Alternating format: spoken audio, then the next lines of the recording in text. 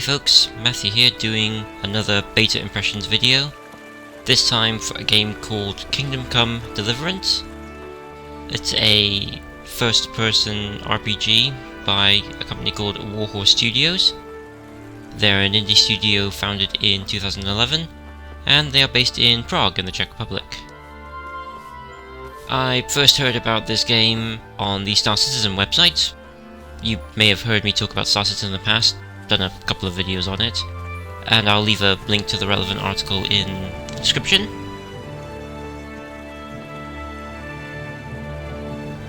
There was a Kickstarter campaign, which concluded in February of 2014, and raised a total of £1,106,371 out of a £30,000 goal, between 35,384 backers.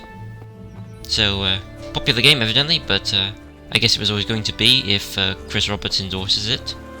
I didn't back on the Kickstarter myself. I only backed after the Kickstarter had already finished, so I went and did it through the website.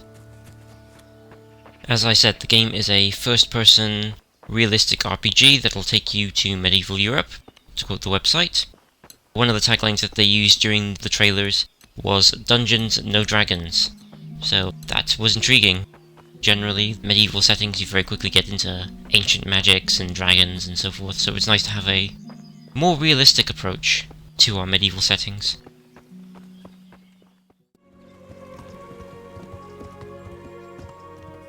Okay, so firstly, and most obviously, the game's environment.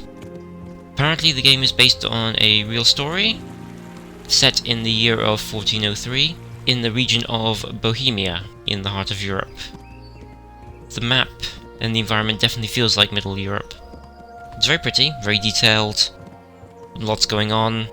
You don't really see it in the video that I recorded, but the plants are moving, swaying from side to side. It's also a pretty expansive map. Currently there are 3 square kilometers available in the beta, which is about 20% of the final map apparently. There's quite a lot of pop-in of grasses and so forth, most noticeably on the open plain areas. The trees and forests tend to hide it a bit more, but one can attribute this to the game still being unoptimized, so that should be fixed at some point in the future, hopefully. To be honest, I've not explored much of the game area that we do have. I've limited myself to the opening part of the story for one reason or another. I did, however, find the barriers at the edge of the map, and I did enjoy their implementation with these metal fences. Definitely incongruous with the surrounding setting. It took me a bit by surprise when I first saw them. It took me a while to figure out actually what they were, but it's quite clear what they are, I think, and I think it works. It's a nice nod to just construction, generally, which is what they're doing, constructing the game world. There's also, although I didn't get to see much of it, a day, night and weather cycle. Both seem decent enough, can change the atmosphere quite a bit. You see here 2 bits at roughly the same point, which I've put together just to show you the contrast between the day and night, and also dry and raining. Just by chance, that's how it turned out. Also, speaking of how much the atmosphere can change, the background music of the game is also quite nice. Very thematic, very appropriate to the situation, and changes with the situation. For example, I passed a character on horseback, and I could tell that he'd engaged me in a fight even though I'd ostensibly ignored him because the music had changed such, and then I turned around and saw him coming at me, so I engaged him and lost, but that's something to talk about later. One criticism I have with the environment is, after a while it starts to feel a little empty. There's no variety in the rustling of the leaves. Although the trees are moving, they're all sort of moving the same way. It becomes very monotonous after a while, and I found myself blocking it out, and there's no just random movement. So after a while the world does start to feel a little empty, even though it's quite a busy world. It's lacking something. I was thinking maybe some birds, some small critters or insects, just to kind of catch your eye every so often, just to break up your focus. I don't know if that will work, but I think it might add a little something. I'm not quite sure what, but I'm sure they have lots of little tweaks that they can make to really add some life to the thing. The environmental objects, so the trees, the flowers, and so forth, are quite believable. I quite enjoy just wandering through the forests or the plains and just seeing what came up.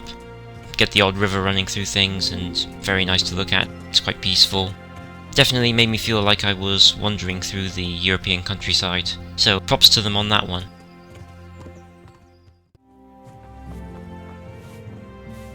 Moving away from the environment, one of the other big parts to talk about is the characters.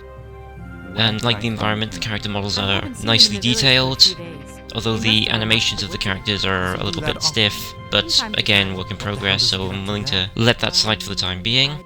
The in-game conversation system works well.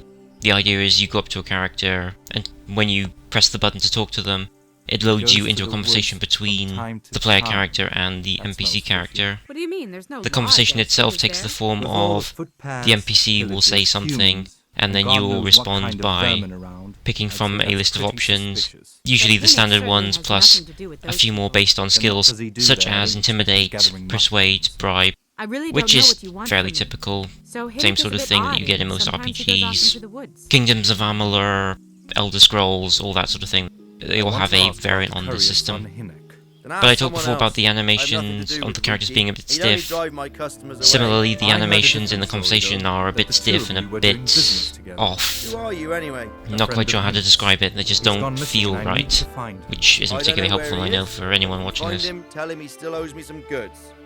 But like I said with the character animations, it's still a work in progress, and they acknowledge that the heads of the characters aren't finished, so I'm willing to let that go for the time being. What about it?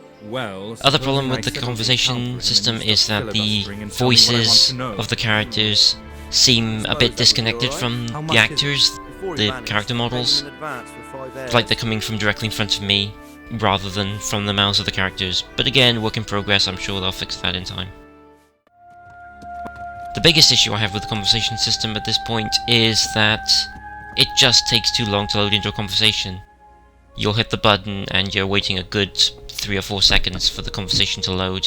You can almost go away and do something else in the interim. Again, it's an optimization issue that'll probably be fixed once they start getting rid of unnecessary bits and pieces and optimize the code a bit more.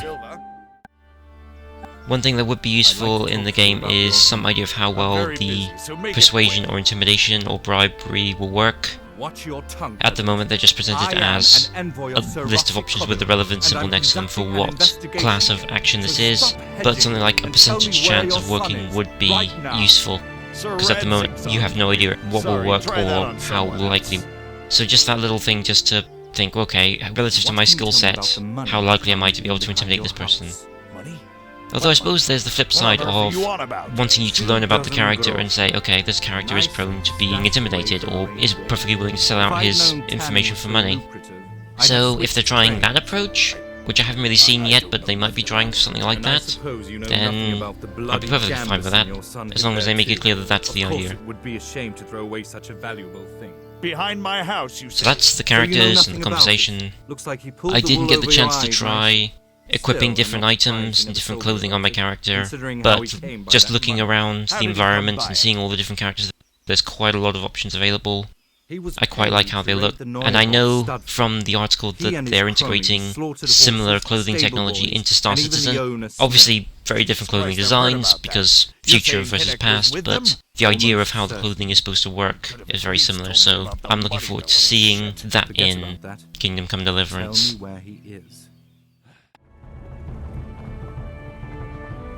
And onto one of the game's big selling points, and the last thing I'm going to talk about, is the game's combat. This being medieval Europe, the game is primarily melee focused, swords, shields, maces, etc. Although there is an archery system as well, although I haven't tried it myself. Right now you're seeing a little bit of how the combat system works. It's very dueling-like, where you lock onto the enemy and fight them specifically. And you've got the star pointer locked onto the enemy telling you which bit you'll be attacking, and they have to block it at that angle.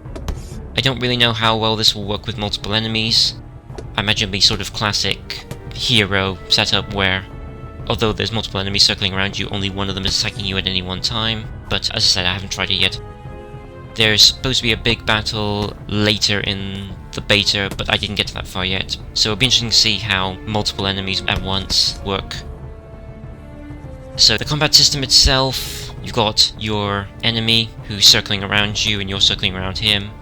You've got the lock-on telling you which enemy it is, plus the 5 directions which tell you what angle you're going to attack at and or block at. I'll be honest, I didn't get on with the combat system initially.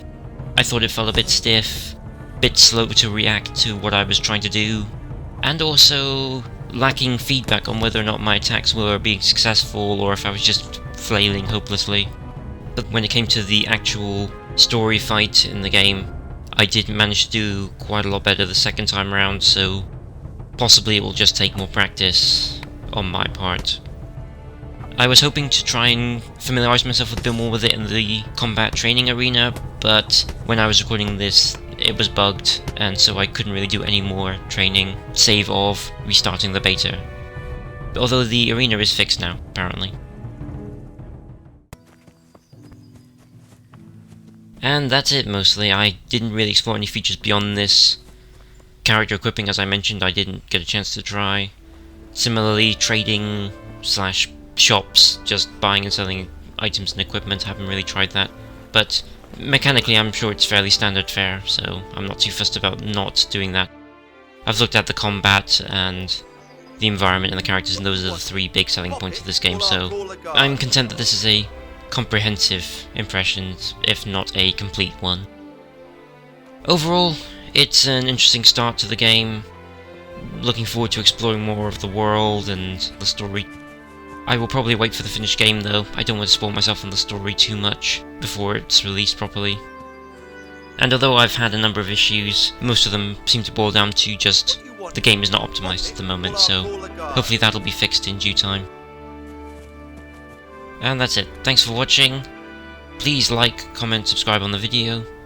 The game I've been talking about is Kingdom Come Deliverance. If you want to find out more, please go to kingdomcomerpg.com.